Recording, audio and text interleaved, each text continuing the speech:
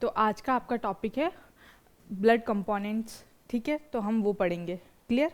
अब जैसे कल तुमने डोनर की स्क्रीनिंग की, ठीक है, डोनर से ब्लड ले लिया। अब तुम टेस्ट में, लैब में टेस्ट लगाओगे HIV, हिपेटाइटिस और सिफिलिस का लगाते हो ना। तो ईच यूनिट ऑफ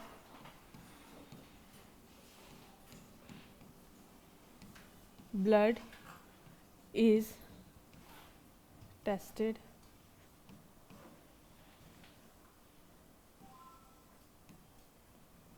मतलब ब्लड टेस्ट लगा देंगे। एक सेकेंड ऐसे लिख देती हूँ। एक तो हिपेटाइटिस बी का, एक हिपेटाइटिस सी,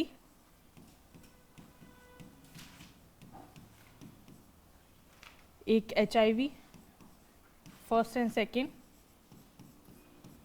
ठीक है, और सिफिलिस। क्लियर। और मलेरिया का टेस्ट लगाते हो, MP टेस्ट।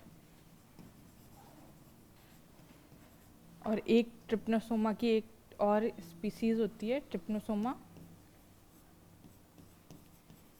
सोमा क्रूज़ी, यानी चगास डिजीज।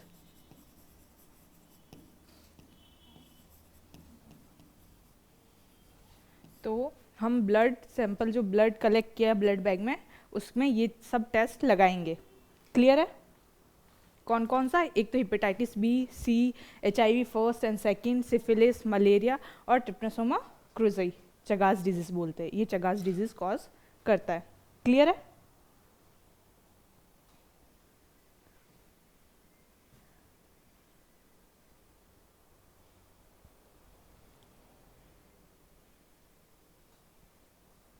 एक वर्ड सुना है, एफ्रेसिस, सुना है?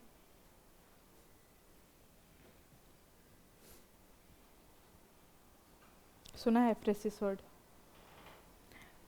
आजकल है ना एक नई टेक्नोलॉजी है जिसमें आप है ना सिर्फ कंप्लीट होल ब्लड नहीं निकाल कर सिर्फ एक स्पेसिफिक कंपोनेंट को निकालते हो ब्लड का डोनर से, जिसकी ज़रूरत होती है, उसको बोलते हैं एफ्रेसिस।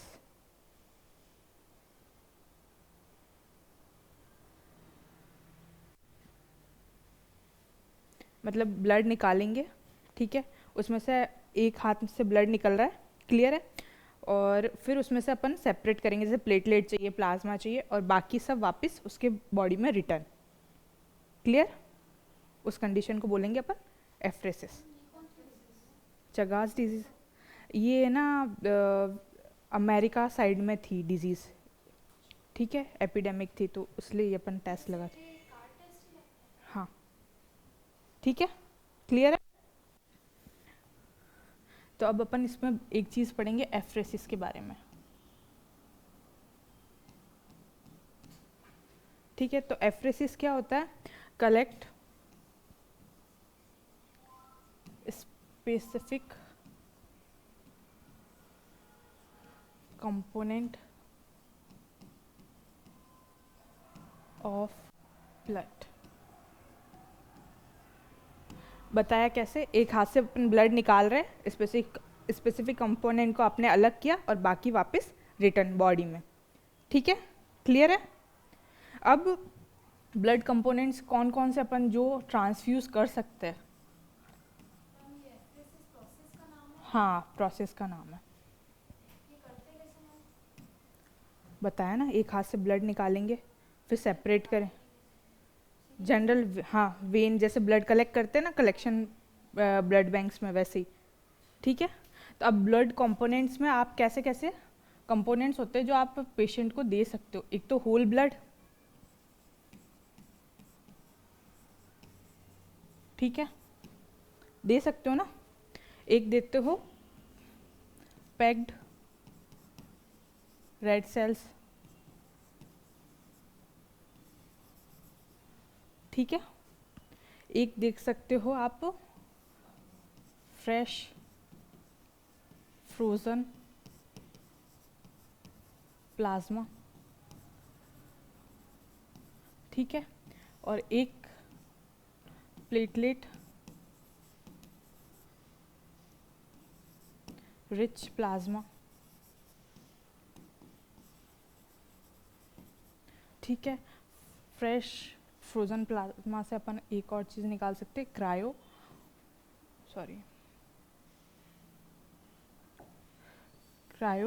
प्रेसिपिटेट,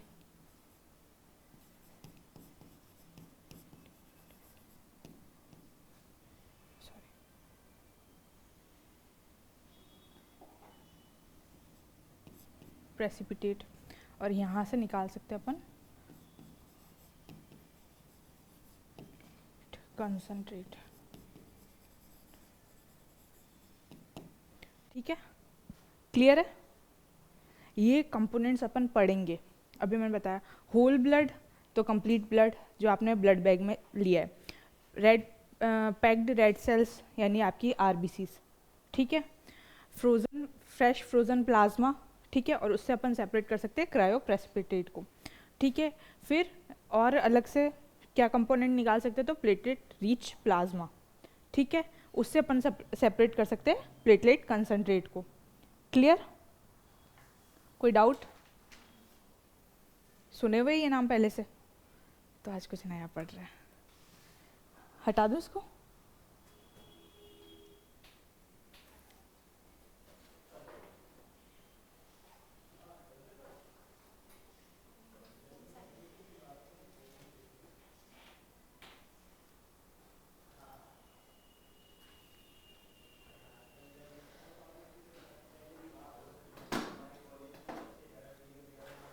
हटा दो, ठीक है। तो अपन फर्स्ट पढ़ेंगे होल ब्लड के बारे में। अच्छा, होल ब्लड पढ़ने से पहले मैं बता देती हूँ, इसमें है ना नॉर्मल एंटीकोगुलेंट जो अपन ईडीटी वगैरह यूज़ करते हैं वो नहीं करेंगे। दो एंटीकोगुलेंट यूज़ करते हैं, हेडिंग से पहले या ऊपर लिख देना, सीपीडीए फर्स्ट या एसएजीएम, ठीक है। सीपीडीए फर्स्ट का फुल फॉर्म होता है सिट्रेट फॉस्फेट डेक्सट्रोज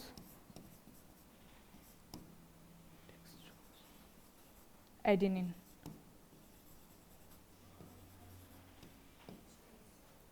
ठीक है।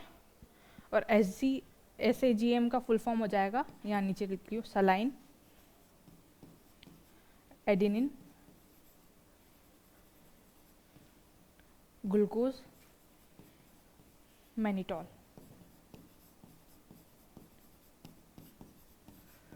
तो ये अपन दो एंटीकोगुलेंट्स यूज़ करते हैं। क्लियर?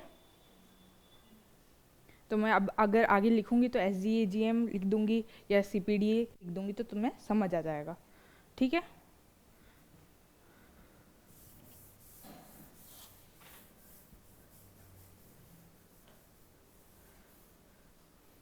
अब होल ब्लड मतलब कुछ भी सेपरेट नहीं कर रहे, कुछ भी अलग नहीं कर रहे, और विथ एंटीकोगुलेंट, तो अनसेपरेटेड विथ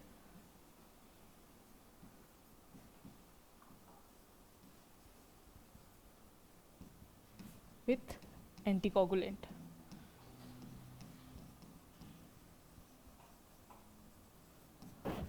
क्लियर? फिर अगर आपने होल ब्लड लिया है ब्लड बैग में, तो ब्लड बैग में अगर 450 ml ब्लड है,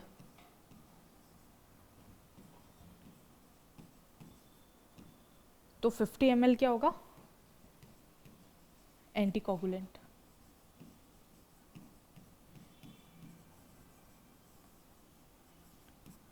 क्लियर है? इसमें कोई फंक्शनल प्लेटलेट नहीं होगी,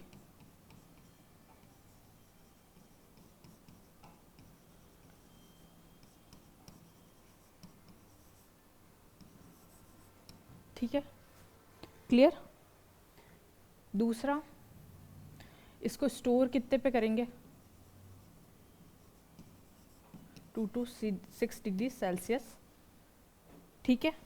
कितने दिन के लिए कर सकते हो? शेल्फ लाइफ क्या होगी?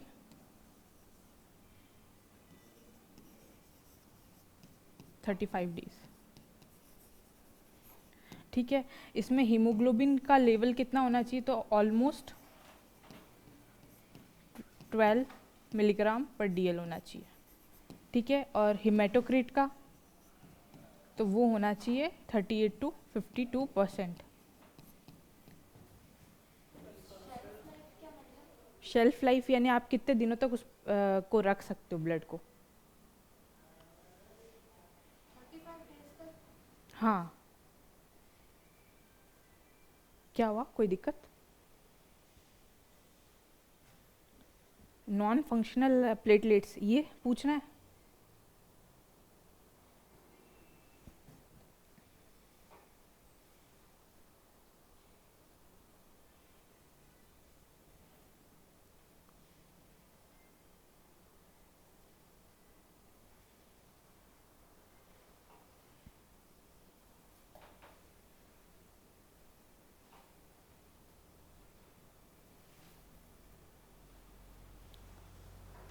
हटा दो इसको।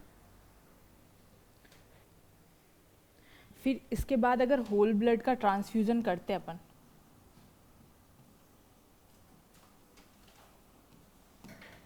तो कितने टाइम में कर सकते हैं, तो 30 मिनट आफ्टर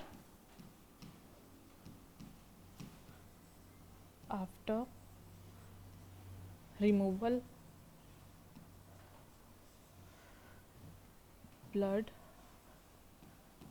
फ्रॉम रेफ्रिजरेटर।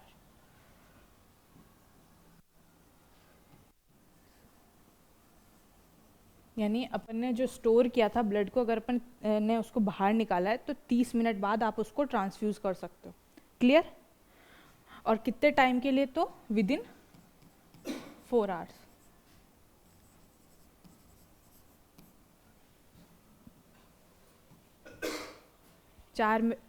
चार घंटे में आपको ये कंप्लीट करना है ट्रांसफ्यूज़न। अगर नहीं करोगे तो सेल में कंपोजिशन में चेंज आएगा। क्यों आएगा? क्योंकि रेड ब्लड सेल्स होती है, उसमें मेटाबॉलिज्म चलता है उसका, तो due to composition change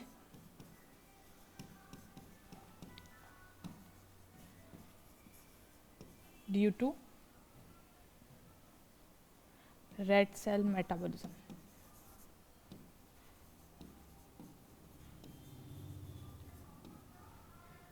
clear है? कोई डाउट?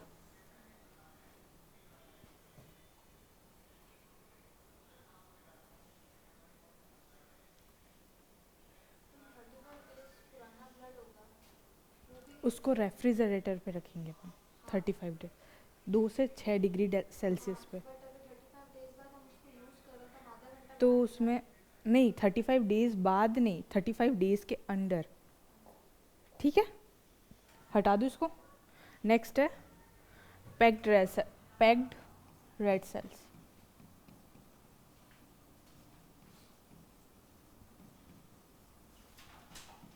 आपने ब्लड बैग में ब्लड कलेक्ट किया, तो अपन क्या करेंगे, ब्लड बैग को सेंट्रीफ्यूज करेंगे।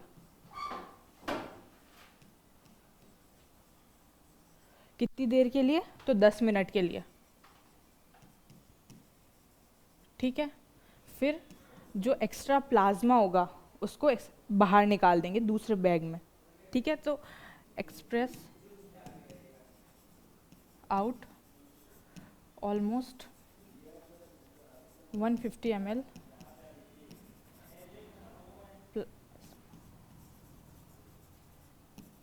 ठीक है, क्लियर है? फिर जो नीचे बाकी जो चीज़ें बची है वो होती है पैक्ड रेड सेल्स।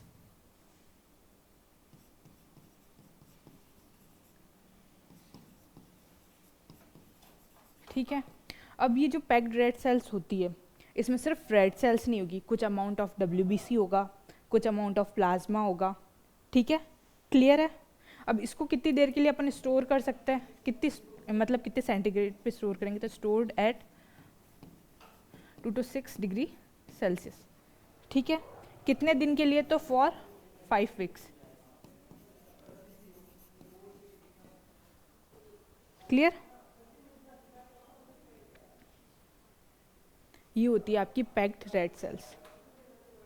किसको दे सकते हैं? जिसको अनीमिया हो। क्लियर? जिसको आरबीसी की पर्टिकुलर ज़रूरत हो, प्लाज्मा की नहीं हो। क्लियर है ना? हटा दो इसको। थर्ड अपन पढ़ेंगे पीआरपी, प्लेटलेट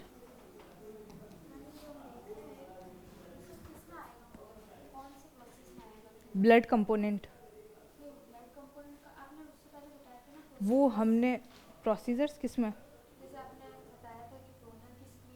हाँ, डोनर की स्क्रीनिंग हो गई, अपन ने ब्लड ले लिया, फिर उसको सेपरेट अगर ज़रूरत है तो ब्लड को सेपरेट करेंगे कंपोनेंट्स में। अब देखो, होल ब्लड चढ़ाते हैं तो किसी को प्लाज्मा की ज़रूरत नहीं होती है, किसी को प्लेटलेट की ज़रूरत नहीं है, किसी को आरबीसी की ज़रूरत नहीं है, तो एक्स्ट्रा फ्लूइड जा रहा है ना उसमें, तो उसको भी तो आगे प्रॉब्लम हो सकती है। अगर एक्स्ट्रा आरबीसी जाएगी तो आयरन ज़्यादा हो जाएगा उसकी बॉडी में। क्लियर? तो इसलिए अपन इन चीज़ों को सेपरेट करके डालते ताकि उनको प्रॉब्लम कम हो। और दूसरा, एक ही ब्लड बैग से काफ़ी लोगों की जान बचा सकते हो। जिसको प्लेटलेट चाहिए उसको प्लेटलेट दे दिया, जिसको क्रायोप्रेसिपिटेट चाहिए उसको क्रायोप्रेसिपिटेट दे दिया, फ्रोजन प्लाज्मा चाहिए तो उसको वो दे दिया, तो काफ़ी लोगों की जान बच सकती है ना एक ब्लड बैग से। तो इसलिए अपन इनको सब सेपरेट करते हैं। ठीक है? आपने ब्लड बैग लिया, ठीक है, उसके पहले तो आपने डोनर की स्क्रीनिंग कर ली, पर आप एक बार अपनी कन्वीनियंस के लिए या अपने सेटिस्फेक्शन के लिए एक बार सारे टेस्ट लगाओगे ना, लगाते हो ना, ब्लड बैग आ जाता है तो लैब में वापस टेस्ट परफॉर्म होते हैं ना, फिर आगे चीज़ें होती है ना सेपरेट। अगर अपन ध्यान नहीं देंगे तो ट्रांसफ्यूज़न रिएक्शंस हो जाएगी या ट्रांसफ्यूज़न डिजीज़ आगे ट्रांसमिट हो जाएगी ना। क्लियर? तो इसलिए अपन ये आगे बढ़ते हैं। ठीक है? Platelet rich plasma.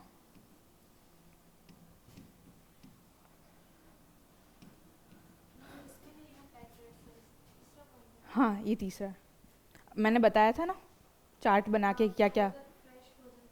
हाँ, उसको नेक्स्ट उसके बाद पढ़ेंगे। ठीक है? अब देखो, जो प्लेटलेट रिच प्लाज्मा है उसको कैसे सेपरेट करेंगे। ब्लड बैग था जो अपने पास अपन ने लिया था, उस ब्लड बैग को सेंट्रीफ्यूज करेंगे 5 मिनट्स के लिए। ठीक है? फिर अपन एक्सप्रेस आउट करेंगे पीआरपी को, दूसरे बैग में निकाल देंगे। क्लियर? अब पीआरपी में देखो है ना, फ्रेश फ्रोज़न प्लाज्मा जो अपन अभी बना रहे थे पैक्ड रेड सेल्स, उसमें जो प्लाज्मा डिफ्रेंशिएट कर रहे थे और ये जो प्लेटलेट रिच प्लाज्मा है उसको डिफ्रेंशिएट कर रहे हैं, उसमें क्या चेंज है? इसमें प्लेटलेट काउंट ज़्यादा है, उसमें कम था। Clear?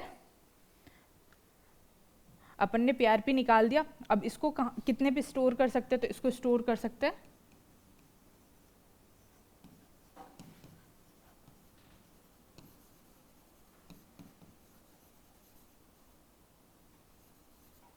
Temperature, room temperature 20 to 24 degree Celsius. In agitator देखा है? एक प्लेट होती है जो हिलती रहती है, ब्लड बैंक में गए होंगे तो एजिटेटर में रखते हैं इसको। ठीक है? क्लियर है? और सबसे पहले एक चीज़ ये ध्यान रखनी है तुमको, जो ये प्लेटलेट रिच प्लाज्मा है वो आपको विद इन 6 आवर्स सेपरेट करना है, जैसे आपने ब्लड कलेक्ट किया था। ठीक है? तो separate the PRP in 6 hours after blood collection time.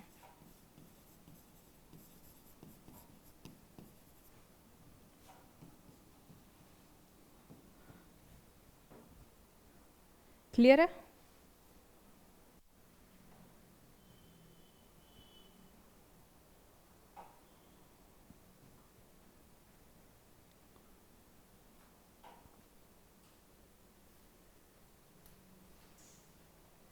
हटा दो इसको। अब इसके बाद अपन पढ़ेंगे 4th नंबर पे platelet concentration.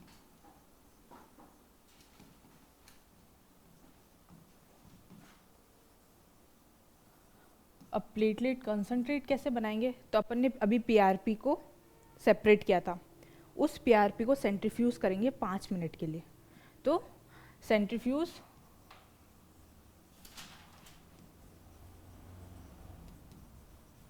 PRP for 5 minutes, ठीक है। तो फिर अब एक्सेस जो भी एक्सेस प्लाज्मा होगा उसको अपन रिमूव कर देंगे।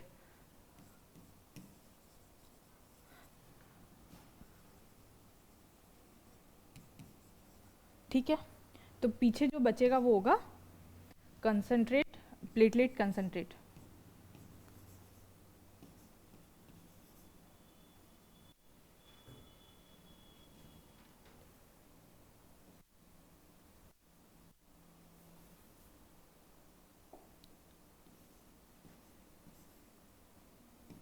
कंसंट्रेट, ठीक है। अब प्लेटलेट कंसंट्रेट और पीआरपी में डिफरेंस क्या है? कुछ डिफरेंस नहीं है, सिर्फ अपन एक्सेस प्लाज्मा रिमूव कर रहे हैं। क्यों? देखो दोनों कंडीशन, प्लेटलेट रिच प्लाज्मा और प्लेटलेट कंसंट्रेट अपन किन कंडीशंस में देंगे? तो कंडीशन क्या हो सकती है जिसको प्लेटलेट्स की ज़रूरत हो?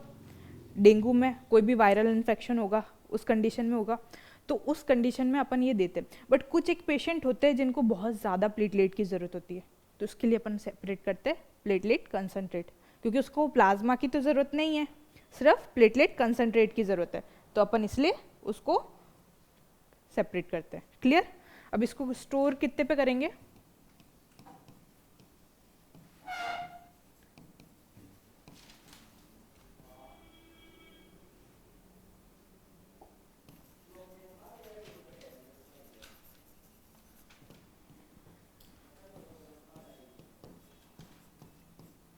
कितने दिन के लिए? तो शेल्फ लाइफ हो जाएगी 3 डेज। दूसरा, इसको भी सेपरेट कितनी देर में करना है? ब्लड कलेक्शन के बाद 6 घंटे के अंदर अंदर। तो सेपरेट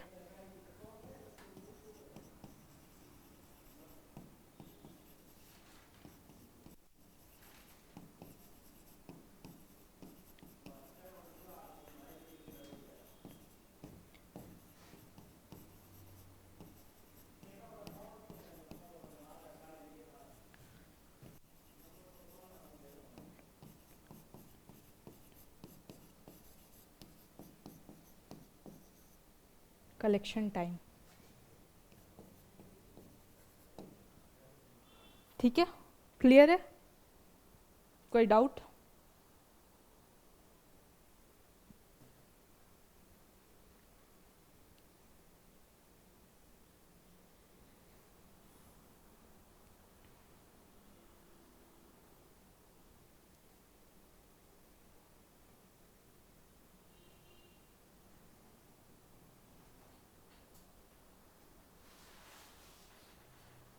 हटा दो इसको।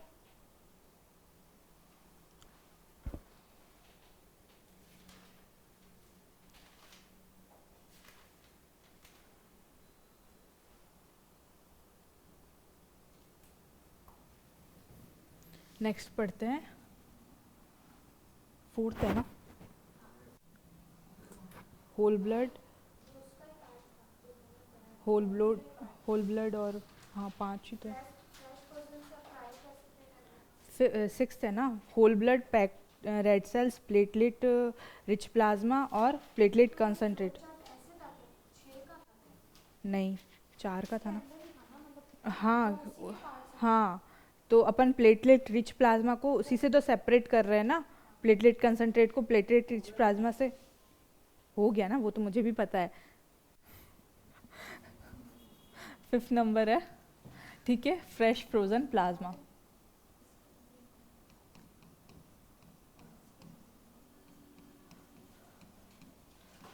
अब इसको कैसे सेपरेट करेंगे? आपके पास कलेक्ट किया हुआ ब्लड बैग है, उसको सेंट्रीफ्यूज करेंगे। कितने पे, कितनी देर के लिए? तो सेंट्रीफ्यूज फॉर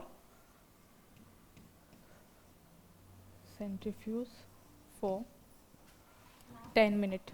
जैसे जब हमें बोलेंगे कि ना पीआरपी क्या होता है, प्लेटलेट रिच प्लाज्मा, हाँ इसी में हम प्लेटलेट कंसंट्रेशन में बताएंगे। नहीं, वैसे ऐसे पूछेंगे तो नहीं, टॉपिक ऐसे मतलब क्वेश्चन आएगा ब्लड का, हाँ बता सकते हो, कोई तो दिक्कत उसी नहीं। में मेंशन करना होगा, अलग से थोड़ा ना बताना। अलग से भी मेंशन कर सकते हो, उसी में भी मेंशन कर सकते हो, कोई दिक्कत नहीं। जैसा क्वेश्चन वैसा आंसर, जितने नंबर का क्वेश्चन उतना आंसर, ठीक है, पॉइंट टू पॉइंट।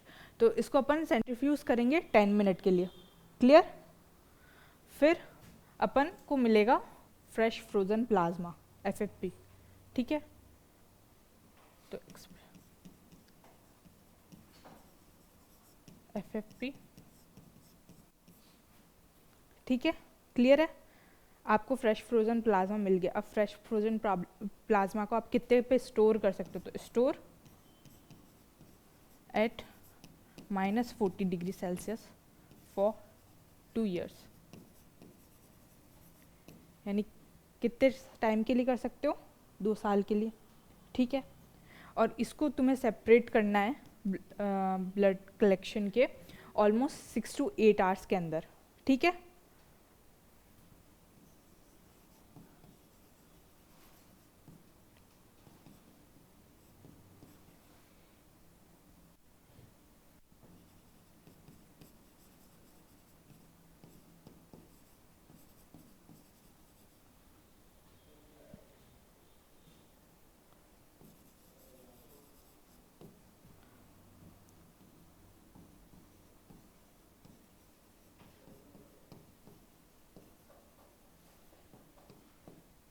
क्लियर है। अब ये बताओ एफएफपी देंगे किसको? जिसकी इम्यूनिटी प्रॉब्लम होगी, क्योंकि इसमें ग्लोबुलिन प्रोटीन है, एंटीबॉडीज़ बनाने के काम आएगा, ठीक है। जिसको एल्बुमिन की सप्लीमेंट्स की ज़रूरत होगी, क्लियर।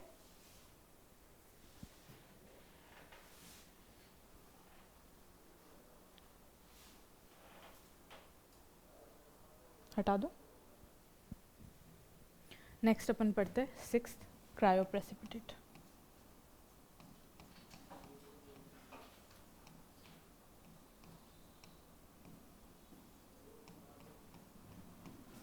अब क्रायोप्रेसिपिटेट क्या होता है? तो वो कुछ भी नहीं होता, सुपर नेटेंट प्रेसिपिटेशन होता है फ्रेश फ्रोजन प्लाज्मा का, ठीक है। तो ये होता है सुपर नेटेंट प्रेसिपिटेशन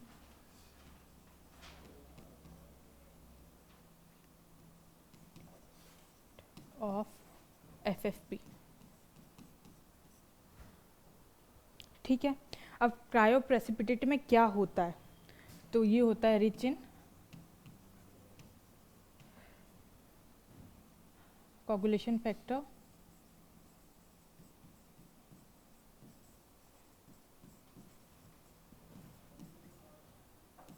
8 एंड फाइब्रिनोजन,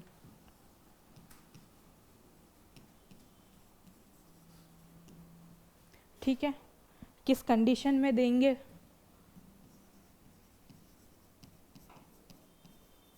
मैं दे सकते हैं। तो हीमोफीलिया के केस में तो क्या देंगे अपन? कोगुलेशन फैक्टर 8 पढ़ा है ना, हीमोफीलिया।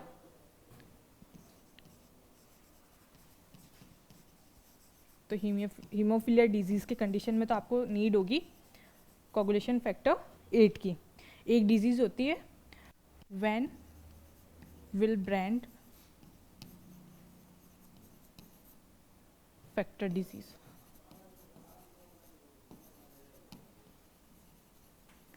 इस कंडीशन में आपको ज़रूरत होती है फाइब्रिनोजन की, ठीक है, clear.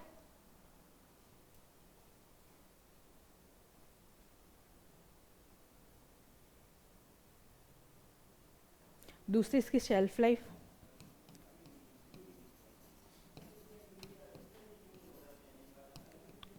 Same -40 degree Celsius for 2 years,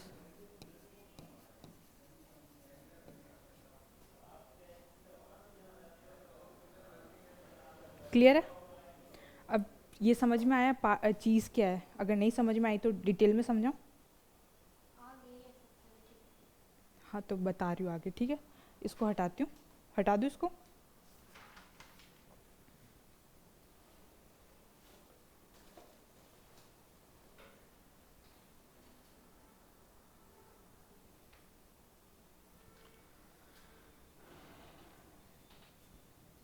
देखो सोचो, अपन ने सेपरेट किया फ्रेश फ्रोजन प्लाज्मा को,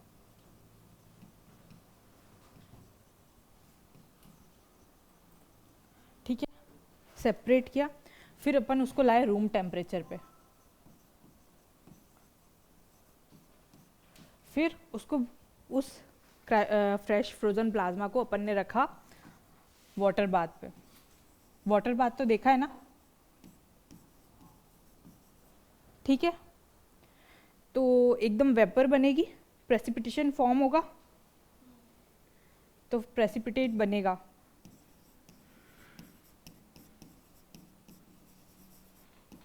ठीक है? तो प्रेसिपिटेट सुपरनेटेंट मतलब ऊपर वाला पार्ट, ठीक है? तो वो क्या होगा? सुपरनेटेंट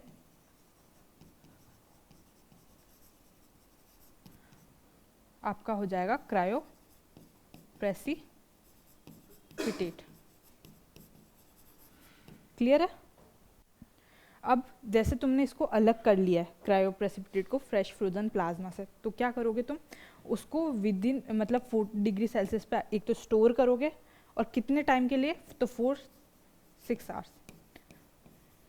उसके बाद ये खराब हो जाएगा, यानी आपको 6 आवर्स के अंदर अंदर आपको पेशेंट को देना है। क्लियर? अब समझ में आ गया क्रायो प्रेसिपिटेट क्या है और कैसे सेपरेट होगा? क्लियर? तो आपकी आज की ये क्लास ब्लड कंपोनेंट यहीं तक थी। कोई डाउट हो तो पूछ सकते हो।